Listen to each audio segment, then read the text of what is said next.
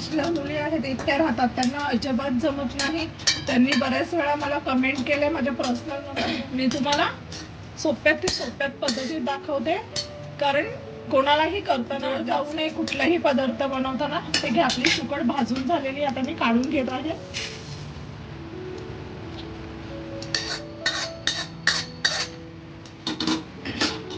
आपण सुकट धुवून घेणार आहोत. एक पातीला पाणी घेतलेले. मी नेहमी चाळणीमध्ये धुते, कारण जे काही कचरा किंवा काही भुगा असेल तो निघून जातो. आधी सुकट मी निवडून घेतलेली आहे, कारण ह्याच्यात थोडेसे खडे किंवा गारा भेटतात. परत एकदा आपण धुवूया.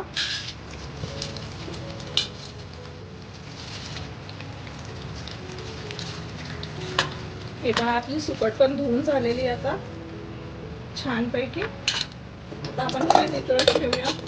त्यानंतर आपण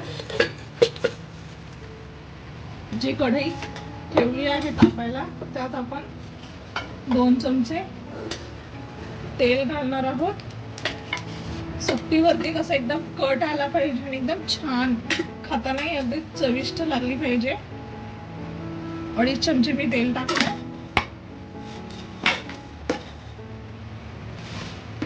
एकदम हाय फ्लेमवर ते तेल तापवायचं आहे.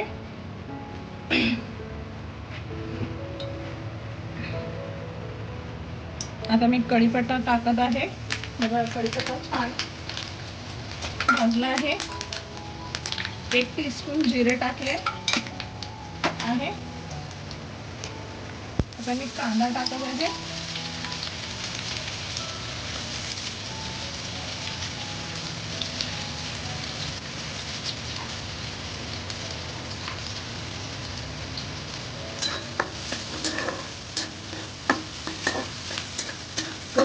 प्रत्येकाच्या घरी वेगवेगळी पद्धत आहे. ही आमच्या घरची आणि गावाकडे बनवायची ही पद्धत आहे. कांदा एकदम लाल होईपर्यंत चांगला भाजायचा आहे.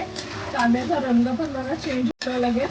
तर नेहमी कांदा टाकायच्या आधी जरा हाय फ्लेमवर कढई टाकायची, त्यात तेल गरम होऊ द्यायचं. त्यानंतरच बाकीचे मसाले आपण टाकायचे आहोत.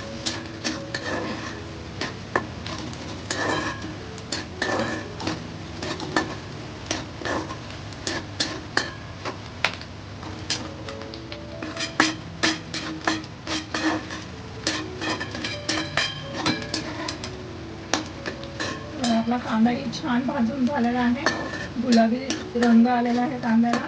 आता त्यात आपण लगेच जे 1 टोमॅटो चिरलेला आहे ते टाकणार आहोत.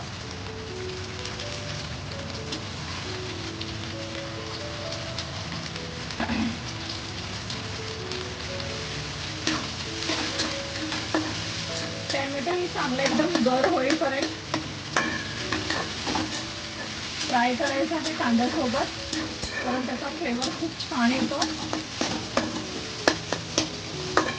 टोमॅटो आणि कांदा लवकर शिजण्यासाठी आपल्याला जे मीठ आपण टाकणार आहोत ते आपल्या चवीनुसार टाकायचं आहे, कारण ऑलरेडी सुकट खारट असते. त्यामुळे मीठ अगदी काळजीपूर्वक टाकायचं. कारण आपण कुठलाही पदार्थ बनवला खारट झाल्याची तो अजिबात खायची इच्छा होत नाही. आणि झालं तरी आपण मीठ वरतून ठेवू शकतो, पण खारट झालं की पुन्हा खाता येत नाही. म्हणून काळजीने मीठ टाका. आता 2 चमचे मी घाटी मसाला आहे घरी बनवलेला तो टाकत आहे.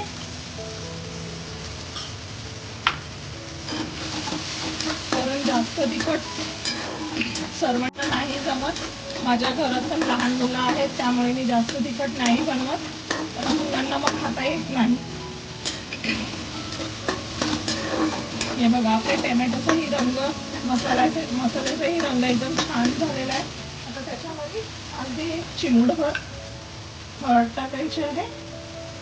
हे पहा, जास्त नाही टाकायची हळद. मस्त पाहिजे एकदा मसाला करून घ्यायचे.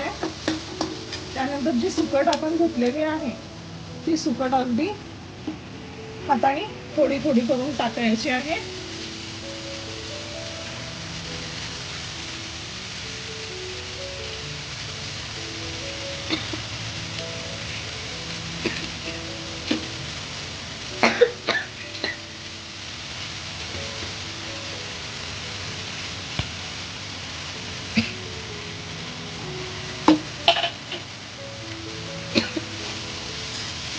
गॅसची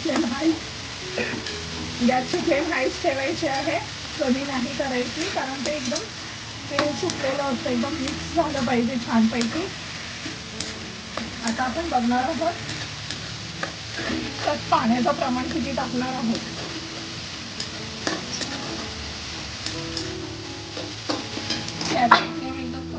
पहा आपली सुकट तयार आहे. रस्सा एकदम झणझणीत 10 ते 20 मिनिटं छान उकळून घेतलेला आहे. हे बघा, जास्त पातळही नाही, जास्त घट्टही नाही, अगदी मीडियम. आणि आपल्या ह्याला कलरही खूप छान आलेला आहे. नेहमी लक्षात ठेवा की आपण जे बनवतो अगदी मनापासून बनवतो, कारण प्रत्येक महिलाचं एक हेच असतं की जेवण खरंच छान. आणि लाईक करा, शेअर करा, कमेंट करा आणि पुढच्या रेसिपीसाठी मला नक्की कमेंट करा, मी नक्की बनवण्याचा प्रयत्न करेल. पहा आपली रेसिपी झालेली आहे तयार. सुकटीचा रस्सा एकदम छान दिसत आहे. बघा, भाकरी सोबत आपण खाऊ शकतो. नक्की बघा आणि बनवा आणि कमेंट करा, लाईक करा, सबस्क्राईब करा.